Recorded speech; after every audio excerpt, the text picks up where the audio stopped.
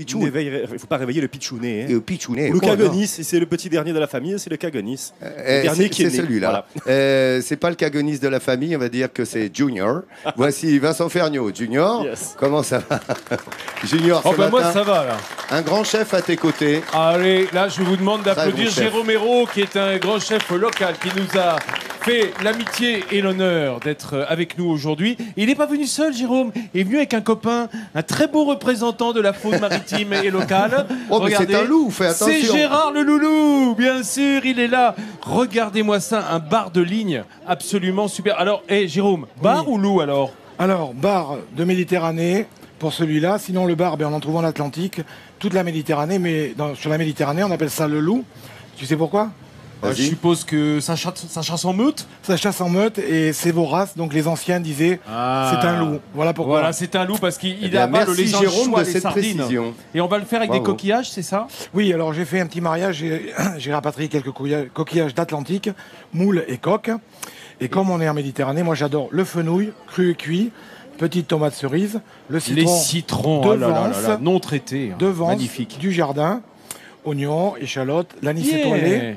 Et puis la petite cébette. Si vous avez 50 minutes devant vous et un petit peu de jugeote, vous allez devenir un grand chef. Grâce à Jérôme. Tu sais quoi, quand on regarde Mini en France, on a toujours 50 minutes pour suivre la recette qui se fait dans cette forcément. Et pour découvrir, regardez, cette recette, vous pourrez la faire à la maison. Dès 10h50, je vous rappelle, il ne faut pas rater un épisode de la recette. Et peut-on préciser qu'on a tous dîné chez Jérôme hier soir et que c'était formidable quand même, hein. Il nous a régalé. Tu as bien raison. De l'entrée au dessert, en passant par le plat. Un très très bon chef. On va voir son talent. Retour à la maestria de gastronomie avec Jérôme et Vincent pour un pavé de loup grillé, mais pas n'importe lequel, Vincent. Là, je suis en train de prendre un cours de découpe, c'est magnifique. Hein. Quand on voit un vrai... Regarde ce mouvement de pendulier, un mouvement pendulaire avec ce couteau dont la lame est arrondie pour permettre effectivement d'aller d'avant en arrière, pour émincer correctement. On passe du couteau au couteau, couteau du peintre au couteau de cuisinier. Exactement, voilà, t'as raison, on reste dans le couteau. Et on aurait pu mettre des couteaux d'ailleurs dans la recette, des couteaux, les coquillages. Hein. Oui. C'est très beau aussi. Voilà, alors ça c'est un peu la base qu'on est en train de préparer, je dirais la base aromatique de notre recette. Exactement. On a une casserole qui est déjà chaude ici. Tu peux y mettre les coquillages si tu veux, Jérôme. Alors c'est parti. Regarde, c'est parti. Donc, qu'est-ce qu'on a dans la casserole là? J'ai mis échalotes ciselées finement, de l'huile d'olive, des cébettes et on va rajouter moules nettoyés et coques que l'on a fait dégorger dans l'eau salée pendant à cause du sable. Nuit. Voilà. Il faut bien faire dégorger les coques. Eau claire, salée, 10 litres pour 1 kg de coques. Et vous changez 3-4 fois en 3-4 heures de temps. Magnifique. Vous voyez, c'est simple. Et comme ça, on laisse s'ouvrir les coquillages. Dans l'autre casserole, on a mis de l'huile d'olive. Tu vas y mettre toute ta garniture là. Alors le fenouil pour faire la compotée. Voilà. On va y rajouter les oignons blancs. Oui, le fenouil, ça supporte bien l'oignon nouveau. Hein. Voilà. Des cébettes. Ça marche ensemble. C'est hallucinant le changement de gustatif entre cru et cuit. Oui, absolument, parce que ça va perdre un petit peu de cet aromanisé qui peut gêner certains consommateurs. Qui est bon, qui est frais aussi. Moi j'adore, j'adore le fenouil dans tous ses états, et même la pluche de fenouil qui ressemble un peu à la nette et qui va apporter beaucoup de fraîcheur, de verdeur dans les plats de poisson. Voilà, ça c'est fenouil, oignons, cébettes, c'est les petits oignons nouveaux. Hein. Voilà, exactement. Et on les laisse tomber à l'huile d'olive. Voilà, on va les laisser bien fondre au départ, sans coloration, mais quand même assez vif. Qu'est-ce que c'est que tu as pris dans ta main discrètement, Jérôme? Tu crois que je t'ai pas vu, dis donc? Tu parlais de saveur anisée. Ah, ça serait pas une étoile? On va l'aider, on va y rajouter 2 badianes. La badiane, qu'on appelle aussi l'anis étoilé. Exactement. Qui va apporter des tons anisés, mais beaucoup moins verts, beaucoup plus chaleureux, le boisés. fenouil, la badiane. L'estragon, le cerfeuil, la nette, l'anis vert, le cumin. Tout ça, c'est des goûts anisés très... je dirais différents, des cousinages, mais qui vont apporter beaucoup d'élégance. Le goût anisé, surtout dans les plats de poisson, apporte de l'élégance. Beaucoup de fraîcheur aussi. Voilà. On va rajouter le vin blanc de Provence, évidemment. Ah bah oui, cépage roll. Dans le fenouil et dans les coquillages, qui sont presque finis, qui sont presque ouverts. Là aussi, un petit coup de vin blanc dans les coquillages. Toujours. Oui, mais on y va avec modération, t'as vu, c'est une petite marinière. Oh, oui. Voilà, c'est une petite marinière, en fait. Exactement. On les ouvre un peu en une marinière, les coques et les moules, et ça va servir pour notre bar. Voilà. Merci, on revient les dans garçons. quelques minutes. Regardez le plat que vous concocte aujourd'hui Jérôme, grand chef, et Monsieur Vincent, le voilà, ce plat à la maison. Vous pourrez faire pareil de 10h50 à 11h45. Monsieur Vincent, ça fait un peu Saint-Vincent de Paul, mais j'aime bien. C'est ça, bah, écoute, J'aime bien, mon côté sanctuaire. Avant Sifiarné, dans laquelle il y a le bar, dit le loup qui chasse en meute. Et là, cette fois-ci, il est dans ta casserole. Bah là, on est dans les fragrances d'Anis. De toute façon, ça c'est vraiment la Provence et la Côte d'Azur, l'anis. Ça serait un peu réducteur de penser qu'au pastis d'ailleurs, parce que là on est plutôt dans le fenouil, dans la badiane, et ça apporte. Allez, qu'est-ce qu'on rajoute dans cette tombée de fenouil? On va rajouter un peu de jus de coquillage. D'accord, ce qu'on a récupéré de cette marinière en fait. Voilà, une partie. On va la rajouter dans le fenouil. Ça déglace un petit peu. Voilà, et ça permet de compoter et garder le même esprit de notre recette qui va être du bar grillé, enfin du loup grillé, fenouil, fraîcheur. On va rajouter quelques zestes de citron de Vence au dernier moment. Ça reste un petit peu croquant là. Il faut que ça reste très ferme. D'accord. Al dente. Voilà. Comme on dit en Provence. Le fenouil, c'est bon quand c'est vif. Quand c'est trop cuit, après, ça n'a plus de goût. Qu'est-ce que tu prépares, Jérôme? Alors, je vais commencer la vierge de coquillage et de tomate. La vierge de coquillage, c'est bon ça. Explique-moi ça, c'est joli. On croirait un personnage marin. Ouais. La vierge de coquillage. Une sirène, une vierge de coquillage. Alors, si on résume, ça s'appelle la vierge, mais on peut dire sauce vierge. Voilà, sauce vierge. Alors, qu'est-ce que c'est une sauce vierge, Jérôme? Donc, c'est en général huile d'olive, échalote, oignon ou cébette, ça c'est votre choix. Ouais. On va les faire revenir très très vivement. On coupe quelques tomates cerises bien mûres, qu'elles soient un petit peu sucrées. D'accord. Si vous faites la recette hors saison, ce que je déconseille, rajoutez une petite pointe de sucre. Quand les tomates sont pas assez sucrées, qu'elles sont acides. Par contre, en juillet-août, il n'y a aucun problème, vous choisissez vos tomates, vous avez un produit qui est Mais Jérôme, parfumé. Est-ce qu'on peut le faire? Parce que vierge, ça ne veut pas dire que c'est pas cuit en fait. Alors, vous allez voir, normalement, on peut le faire à cru ou pas? On peut le faire à cru. Effectivement, mais quand on est en écart, on va avoir trop d'acidité. Donc je préfère le faire tomber un peu, perdre l'eau. Un peu de fenouil. Ah bah oui, rebelote. On a décortiqué. Là, tu as mis juste l'épluche du fenouil, voilà, qu'on trouve toujours au-dessus des bulbes. Ah, nos petits coquillages cuits. Voilà. Donc on va rapidement, on va les faire revenir pour bien saisir nos. Et j'entends des derrière. Regarde. Les femmes qui sont là avant, ça déjà, tout le monde se régale d'avance. Si je puis me permettre, si vous n'avez pas ce magnifique bar de ligne, ce loup de ligne, un petit plat de pâtes, des oreillettes et en dessous, un coup d'huile d'olive et vas-y roule ma poule. J'ai envie de dire un petit plat de pâtes, toi, tu dis avec le. Bah oui, ça sur quelques pâtes, oui. Exactement. Il n'y a rien de méchant, quoi. Voilà. On peut l'adapter effectivement. Et si vous n'avez pas de bar, vous pouvez prendre de la dorade, vous pouvez prendre. Et puis même le poisson d'élevage.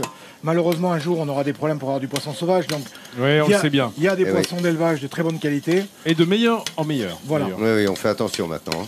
Voilà. Et là, on a de quoi attendre nos petits filets de loup. Voilà, on va griller dans quelques minutes. La recette se fait devant vous, ce loup là, vraiment avec la technique provençale pour la préparer. Regardez ce plat.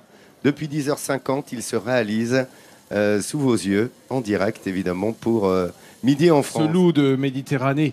Regardez, c'est un loup de ligne magnifique. Alors, ça a des grosses écailles, le loup, le bar. Oui, il y a très très grosses écailles, mais très facile. Il faut le faire lever par son poissonnier. Mais d'accord. Évidemment, on le lève et il faut l'écailler avant de le lever.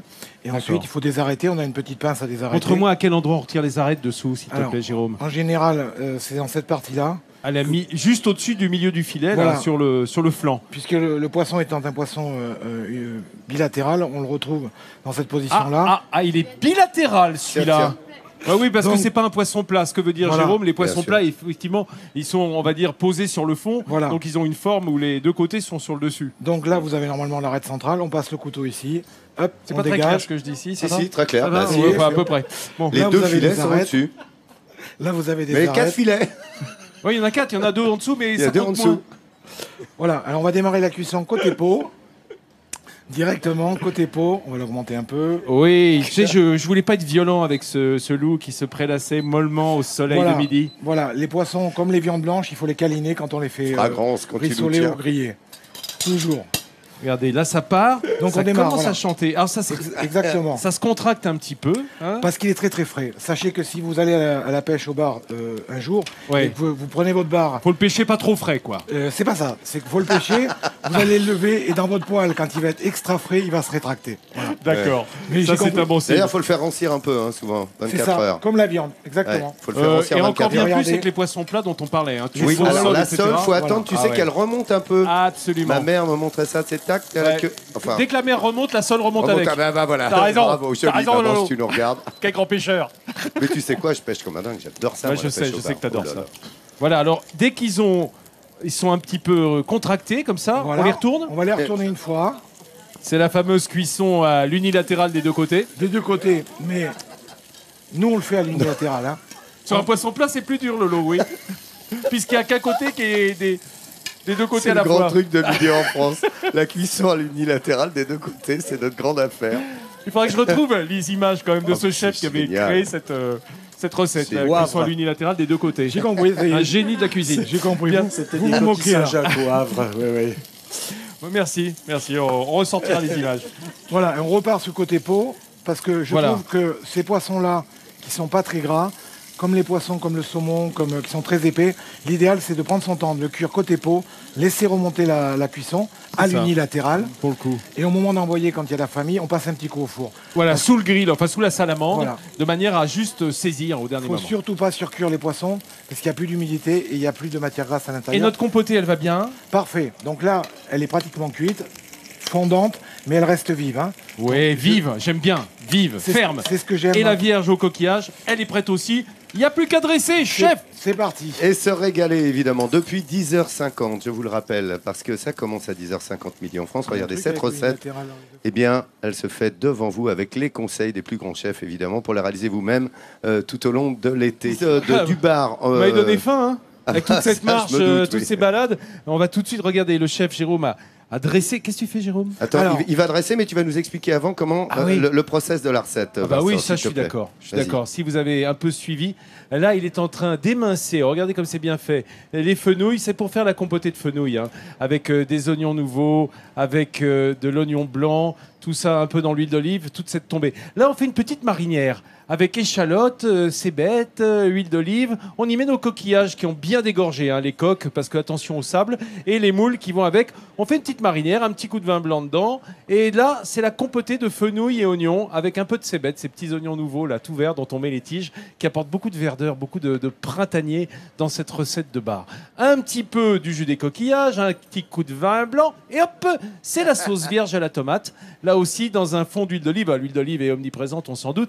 Des tomates cerises parce qu'elles sont plus sucrées. Hein. Elles sont plus sucrées et on risque moins d'être sur le farineux.